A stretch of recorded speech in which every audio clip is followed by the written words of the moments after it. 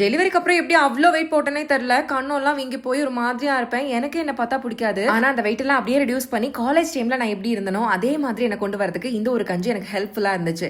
இது ரெடி பண்றதுக்கு ராஜாக்கள் மட்டுமே யூஸ் பண்ண கருப்பு கவனி அரிசி எடுத்துட்டு அதை நல்லா ஃப்ரை பண்ணிக்கலாம். வெயிட் லாஸ் பீரியட்ல டயர்ட் ஆகாம இருக்கிறதுக்கு பாசி பருப்பும் சேர்த்து வறுத்துக்கோங்க.